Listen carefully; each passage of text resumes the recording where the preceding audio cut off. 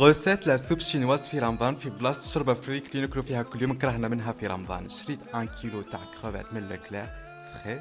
الكيلو يجي واحد 10 اورو ولا 10 اورو كالك. راح نقطعهم وهذاك الكركاس تاعهم مانيش راح نرميه، راح نغليه في الماء لانه راح نزيدو من بعد لو جو تاعو في الشوربه اللي هو اللي راح يبني لي الماكله كامل.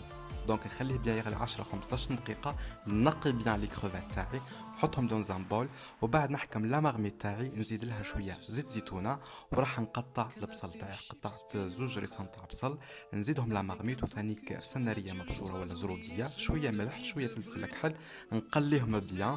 ومن بعد نجيب ان بول صفايه ونهز هذاك لو جو نصفيه بيان، وراح نزيدو لا مارميت تاعي. هذه الوصفة بزاف هايلة، خير من الشربة تاع فريك كل يوم. بعدها زيت لا فيرميسال تاعي، زدتو درت واحد العشرة كعبات انا من هاد لا فيرميسال دو سوجا، زدت الكروفات تاعي، شامبينيون نوار، دو فوي دو لوري